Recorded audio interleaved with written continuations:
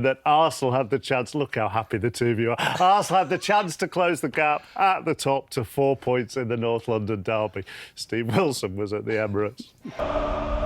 We were outstanding today. I think from the first minute we were really at it, really intense, show a lot of quality, play with real purpose to hurt them with or without the ball. And we create an unbelievable atmosphere, which helps a lot. We know the meaning of the game, we know how important it is for everybody. So it's a gift that we have the opportunity to make a lot of our supporters very happy, and I'm sure we have accomplished that, and they will feel very proud about the team. That was the most important thing for us tonight, is that we knew what it meant. We had that fire in our stomach, and we knew that Liverpool drew yesterday, but it was a chance to obviously close the gap to them a little bit, but also to beat our rivals, and it was a special night again. And you nearly nicked something. You were never out of that game, were you? And Pedro Porro hits the post. Well, Micah, real contrast in the demeanour of the two managers, and a real contrast in what they said about their respective teams. Arsenal at it and Tottenham not. Yeah, Spurs were passive, but you have to give credit to Arsenal, especially after going out the FA Cup to Man United. You're looking for reaction. And I just thought today they had a higher energy, especially in that first half. And this is straight from kick-off. Look at the intent. They're going to press, win the first ball, win the second ball, and then put Spurs on the back foot. And I think at times at Arsenal, they've been a little bit passive. I think when Arteta first come to the club, this is at Arsenal we saw a lot. Everyone knew their jobs, but there was pressing high, full of confidence, and it forced Spurs into mistakes. Young goalkeeper has played well today. He was a little bit nervy. Again, look at the press. Everyone knows exactly where they need to be. I think with Arsenal and the way they've pressed at times, they've sort of gone by themselves. Today was more of a team. They know exactly what they need to do. Of course, it's a North London derby. The energy had to be there, but they did all the jobs brilliantly well. I mean, forcing Spurs one way, and Spurs in these normal areas, very good in tight areas, trying to force Arsenal one way so they could play the other way.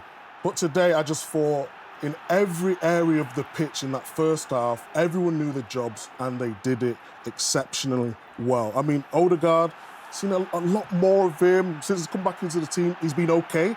The pressing side was a lot better today. And then, can you force them into mistake? It's about the timing. And then have you got the pass once you get into these areas? We've talked about Arsenal not finishing off their chances once they get into these. And Trossard, it's become people saying a Havertz problem, but I think it's more of a collective. When they go forward, they need to chip in a lot more goals. Share the goals around throughout the team. Yeah. They scored again from a set piece. Yeah. You can look at the set piece, but Tottenham fans will be also looking at how the set piece came about and saying, this is not a corner. Yeah, and rightly so. It wasn't. It's a poor decision. It clearly comes off Trossard last, but how many times have we said it? Again, Tottenham concede from the corner.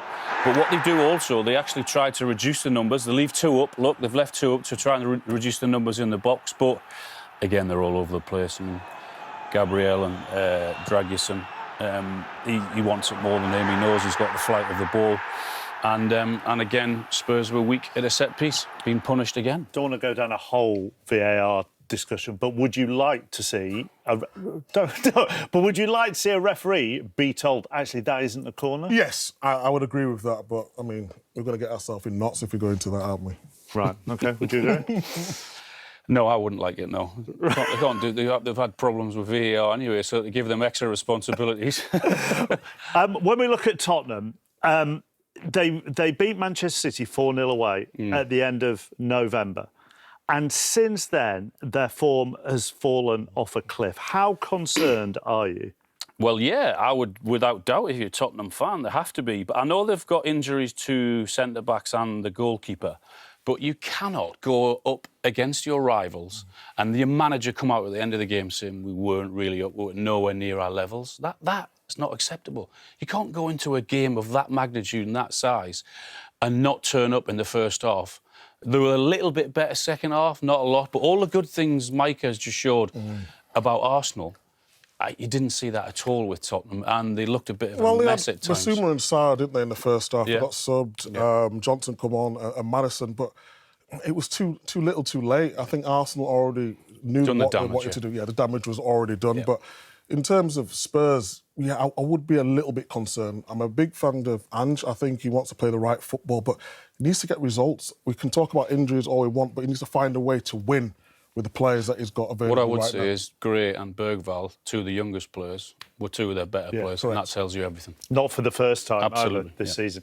Right, back to A competition that we are out and psychologically it's not easy, but the way we perform and play today, I think it was exceptional. How was that for you on the touchline? Because with just one goal in it, I'm sure you couldn't relax at the end. It was still very open. Yeah, I think we made it harder for ourselves because I think we deserve to score at least one or two more. But yeah, we have to suffer. We have the capacity to do that as well. But the attitude, for me, was outstanding. The way they played, the purpose that they played, the intensity, it was really good.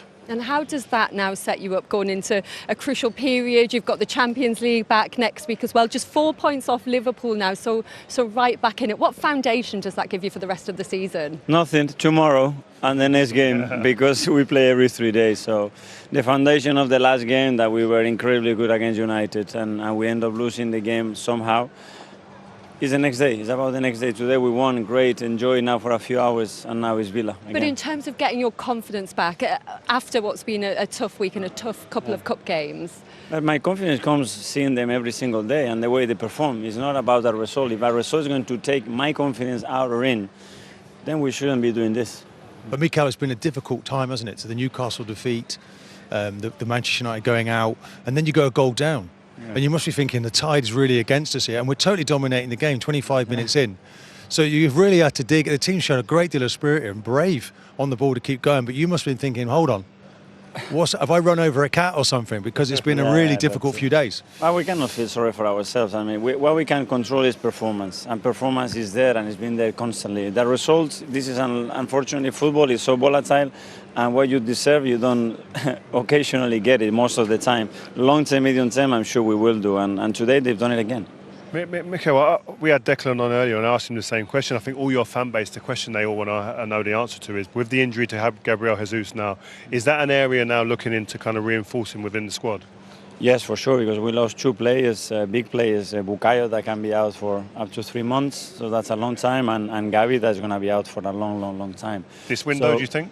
We're going to try for sure. I mean, we are actively looking at things. We have lost two very important players.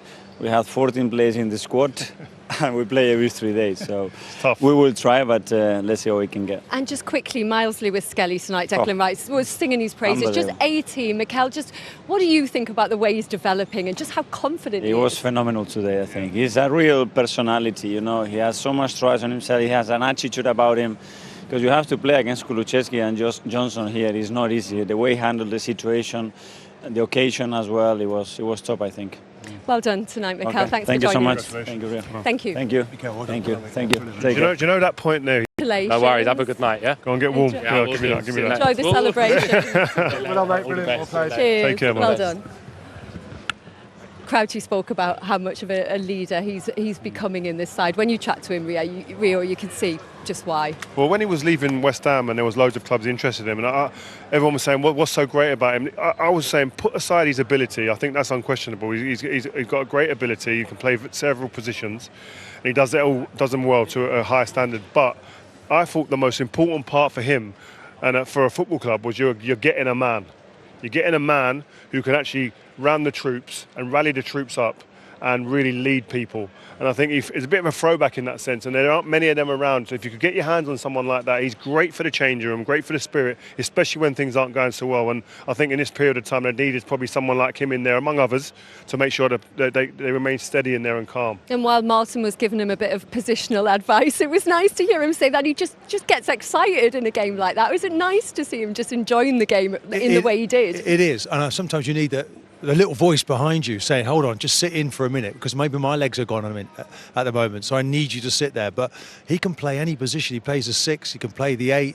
I mean, in the finished Arsenal team, when it's completely finished, I think he plays as a 6. But for now, you can enjoy that work rate. His engine's remarkable. He gets up and down. His technique's improved. His passing range. He's really got everything. But you want him. For instance, for the first goal, Partey's coming out, doesn't really quite get there, but I'm pretty certain Declan would have done. Do you know what I think? I think you take something away from him. I think he's got too much going the other way. If you just narrow him down to 6. I think he's got that 8 position where he can get up and down the pitch. Crouchy mentioned before the game, his ability to turn defence into attack and cover like 30, 40 yards with the ball and then play the right pass. I think playing in the 6 and saying, right, stay there, I think he's got too much to do that. I think there's other players who think they could do that and he could get more out of him the other way. I think he's got the energy to do both though, Rio. I genuinely do. I think there was one little moment in the second half where he sweeped up and he was like he was behind the two centre halves. But then you see him and he's in the box. He's all action. He can carry the ball. He's from defence into attack, and he's got everything a midfielder needs. That's why the 8. I think the 8's him, man. But such an asset for the club that you can switch between the two positions. We spoke a little bit earlier, Crouchy, about Martin Ødegaard, just how much he makes everything tick for Arsenal. Just overall, how do you assess his night? Yeah, I think in the last 2 games, he's 14 chances he's created. I mean, literally everything goes through him. He's silky. I think there was one little touch. I think Ali and Rio, you were loving. I think you said he had Velcro on his boots. It was this is the touch there. I mean, absolutely beautiful. It's not just for show. He's making things happen for the team. If you look at the 2 centre halves and the midfielders, everyone just tries to get him on the ball. He finds the little pockets. So intelligent the way he plays. He's blossomed into the player that we all thought he would become when he was at Real Madrid. And the work rate as well, Crouchy. He's covered more distance today than any other player. Also, how are you doing? How are you, mate? Okay, yeah, good. Mikel Arteta just coming out to join us there. Mikel, the guys are just waxing lyrical about Martin Ødegaard in his performance and just the player that he is, and what a joy he is for them to watch. I'm sure you agree. Yeah, well, I think the boys were outstanding today. I think we played